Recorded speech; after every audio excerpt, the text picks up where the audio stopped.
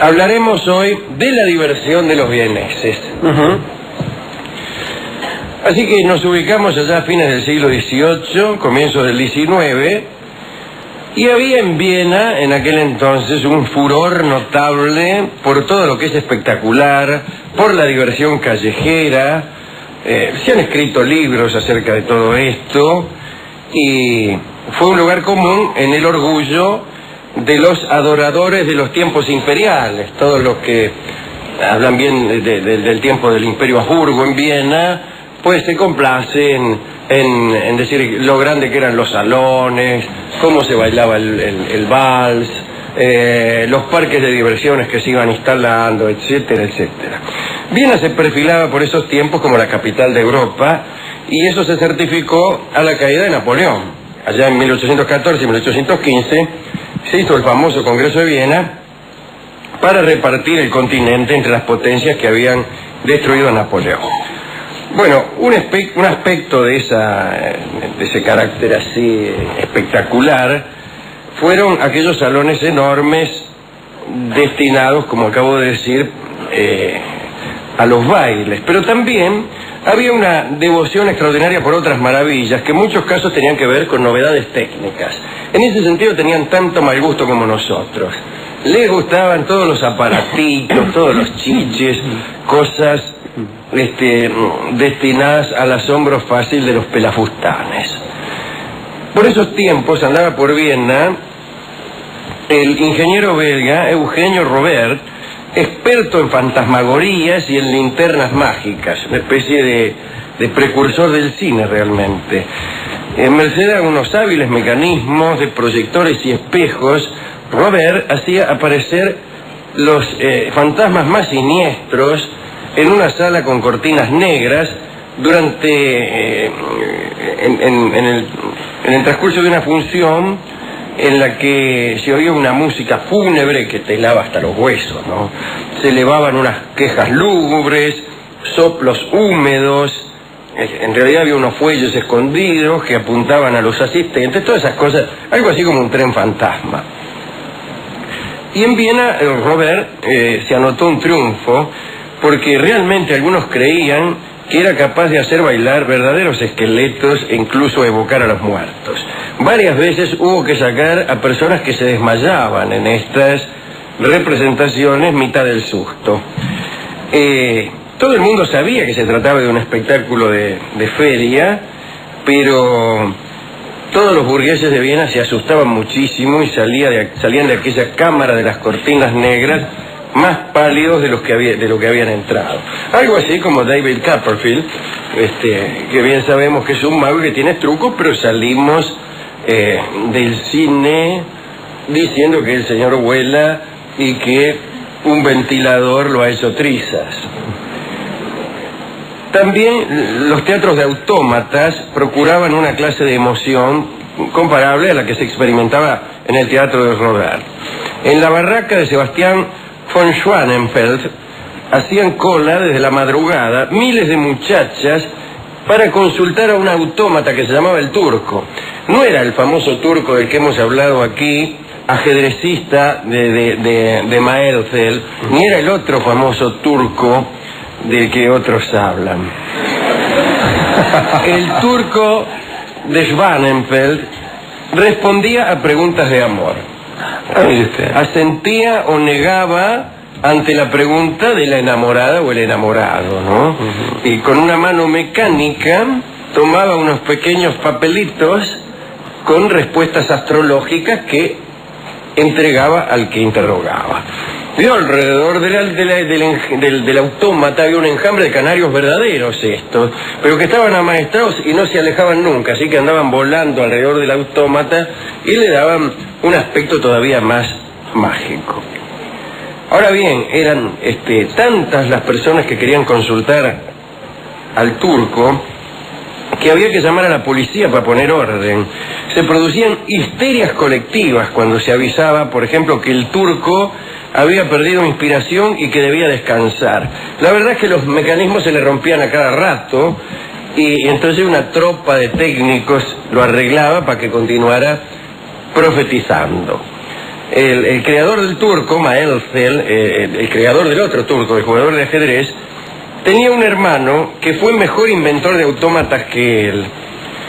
Los vieneses decían que había hecho un pacto con el diablo, y este Maelzel, el hermano bueno, había inventado para las ferias vienesas toda una serie de prodigios musicales. Uno de ellos era el detestable billar musical.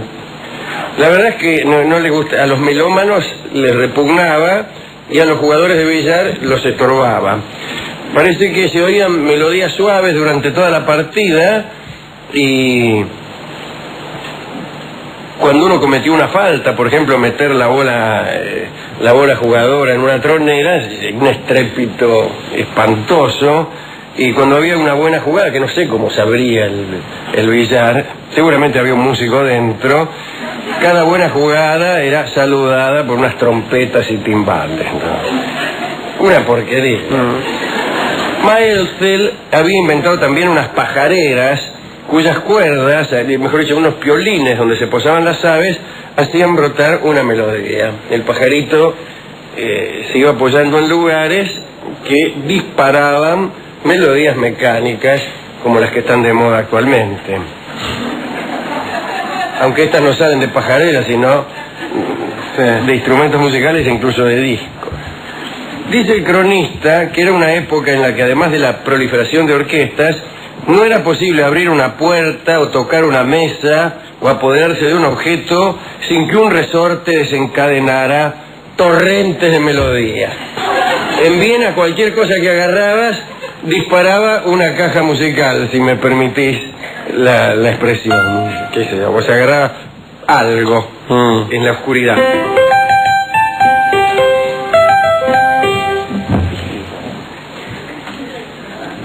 Está bien.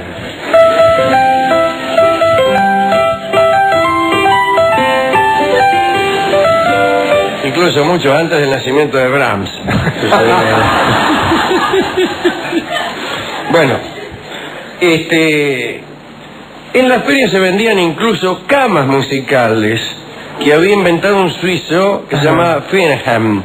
La cama estaba organizada de tal manera que favorecía la siesta, pero impedía que se prolongara hasta demasiado tarde.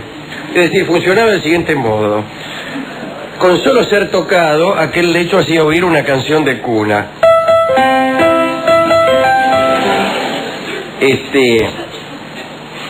Bueno, pero transcurrida una hora de aquel toque, resonaba un estrépito de instrumentos tan ruidosos que despertaba a cualquiera. Bueno, parece que el zar Alejandro y Talleyrand, en tiempos del Congreso, pidieron camas de estas. Bueno, una porquería. Junto con estas espectacularidades, había otras relacionadas con el teatro. Cada vez que un episodio de una obra transcurría en Oriente, había que poner camellos en escena. Era una costumbre de los puestistas de aquella época. Si la obra transcurría en el Oriente, camellos. Si la gente no veía camellos, pues se iba indignada del teatro.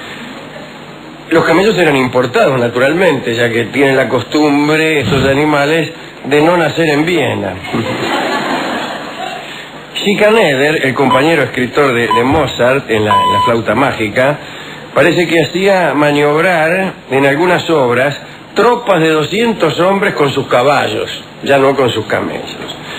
A veces disponía actores en tal cantidad que, según se dijo, eran más numerosos que los espectadores. Bueno, esto suele ocurrir todavía. Al final, la policía se inquietó por el realismo de algunas representaciones, especialmente en escenas de batallas, y se reglamentaron los tiroteos, y finalmente terminó por prohibirse toda detonación, lo cual deslucía muchísimo los tiroteos en escena. Claro, no sonaba nada. No sonaba, incluso los actores resultaban patéticos haciendo como antes hacían los niños que jugaban en la calle. El teatro André de Bien afectado por esa medida, solicitó una excepción en su favor, alegando que estas descargas de cañones o de fusil nunca habían provocado el menor accidente y que no sería posible presentar ciertas piezas si se renunciaba a los disparos. Cuenta el cronista que el deseo de realismo era tal que para asegurar la presencia del público se anunciaba el número de disparos que se harían en la función. Más de 1000 tiros en escena. En escena. Bueno, antiguamente también se hacía con algunas películas espectaculares, ¿no? Más de 2000 extras ahogados en esta gigantesca superproducción. Pero bueno, digo que las autoridades no autorizaron, que las autoridades no permitieron, discúlpeme, estas detonaciones.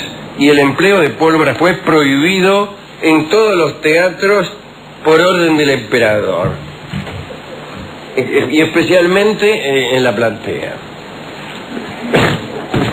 Si es en todo el teatro, ¿por qué tiene que hacer esta especificación? Si es en todo, ya en el sabe. escenario se entiende que la pólvora se usa con fines teatrales, sí. Pero en la platea el emperador tenía miedo que le tiraran un tiro a él o al grupo. Si fuera alguno con un ya bufoso. se sabe que cuando alguien saca un bufoso en la platea, generalmente es de verdad. Bueno, esto era la vida en Viena, mucho aparatito, mucho autómata. Piénsese que debemos retroceder casi 200 años. De modo que lo que hoy se nos ocurre como un detalle de mal gusto en algunas casas burguesas de Villa Urquiza, era entonces una novedad absoluta. Una cajita de música que vos abrías y hacía caer de espaldas a la gente. De donde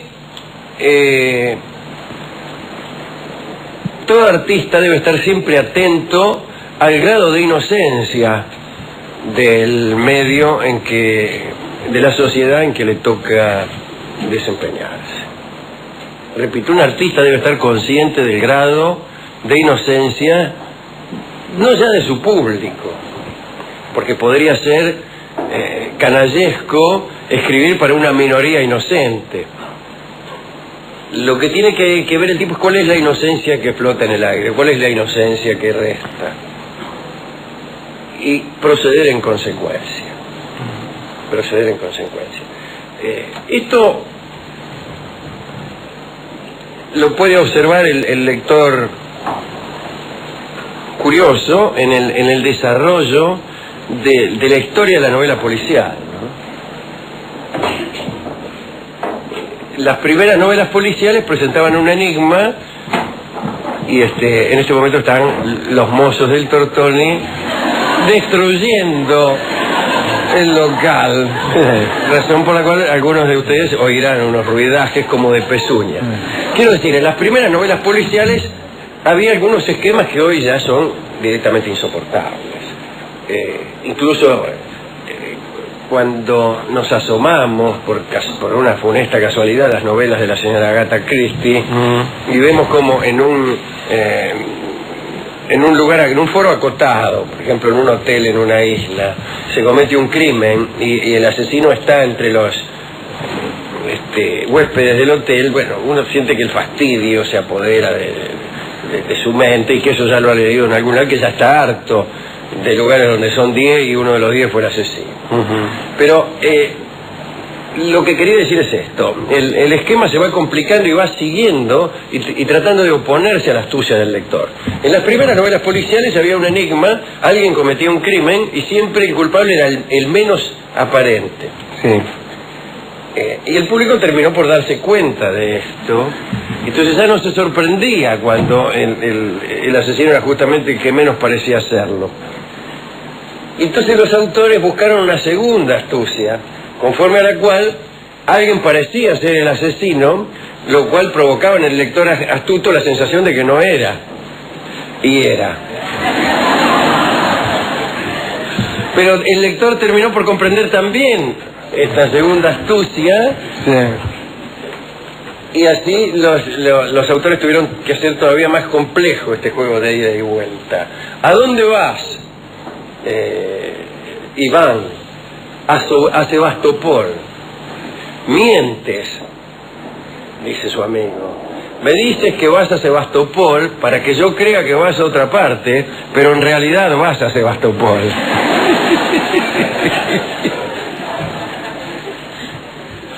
Es el viejo cuento del arquero y el señor que tira penales. Claro. Pues, ¿a dónde debe mirar el que va a patear un penal? Claro, mira la punta donde va a poner la pelota o a la punta contraria donde va a tirar. Pero como el arquero ya sabe esto, exacto. Bueno, y así. Y como después el pateador ya sabe que el arquero sabe, bueno, ¿qué Dios detrás de Dios? La trama empieza. Pregunto yo. Al final lo patean afuera y listo, como pasa siempre. Pero en todo caso, sí, mejor es patearlo afuera. Claro. En todo caso, hay que decir que nuestra sociedad ya egresó de aquella época en la cual se abría una puerta automáticamente y uno caía desmayado del estupor. Quiere decir que hay que tratar de causar sorpresa de otro modo, o mejor todavía, tratar de comprender que el arte no se propone el asombro, a lo mejor se propone otra cosa. ¿A quién dedicar este pequeño catálogo de cajas de música, de autómatas que daban respuestas? Me olvidé también de glosar eso, qué extraordinario, ¿no? Esa inocencia de buscar una respuesta al amor en un autómata, una inocencia que todavía queda. Sí. Queda. Sí. Acá se ha pasado, Alejandro, a los loritos, ¿eso se acuerdan? En las plazas los que le daban un mensaje. Creen en las cotorritas de la suerte, claro. Pero sí, por ahí creen en un tipo que contesta consultas. Sí. Mi novia aparece cada vez menos, la veo 2 veces por año. ¿Usted cree que me está dejando de querer? ¿O será que está muy ocupada? Está muy ocupada, pero con otro, dice el turco. Que es el otro, además. Claro. Bueno, ¿a quién dedicar esto? A los que están enamorados y necesitan un papelito favorable. Y a veces se quedan con el papelito favorable mientras la novia está con el turco. Señor, pero en el papelito me salió que me quiere, dice el tipo solo en su piel. Claro, y festeja. Por contigüidad, Alejandro, si usted me deja hacer sumar un dedicando, ya que estamos hablando de Viena, se lo quiero dedicar al amigo Freud, que tanto me interesa a mí. De Viena, que también contestaba a consultas. Exactamente. A cuestiones amorosas, con un criterio parecido. Y digo, ya que mencionamos la linterna mágica, el amigo Kirchner también, que fue precursor de esto todavía. Atanasius Kirchner, ¿no? Claro. No, Néstor. No, Kirchner. Don Atanasius Kirchner, que fue precursor de la linterna mágica. Atanasius Kirchner, que fue el primero fue el inventor realmente de este sistema de proyección, ¿no? Bueno, hemos ido a la discoteca para ver si conseguimos algo sobre esta locura vienesa, y tenemos un vals vienés, naturalmente formaba parte de esa sucesión de fuegos artificiales. Los valses vieneses, si bien se mira o si bien se oye, también tienen su pirotecnia, que negarlo. Así que vamos a escuchar este vals, que como corresponde es de Johann Strauss. Los enemigos de ese estupendo músico fue Richard Strauss. Lo jorobaban con una cosa que no carecía de gracia, que decían para Richard Wagner y para Strauss Johann.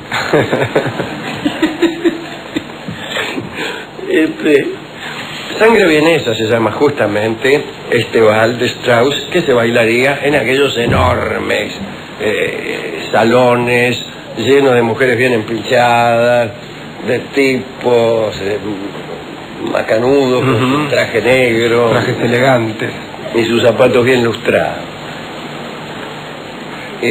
Adelante entonces la orquesta, que es la orquesta, nada menos que la Orquesta Imperial de Viena. Bueno. Se me dirá que ya no hay imperio en el Austria, lo único que queda de aquel imperio de los Habsburgos es la orquesta. Así que adelante, muchachos.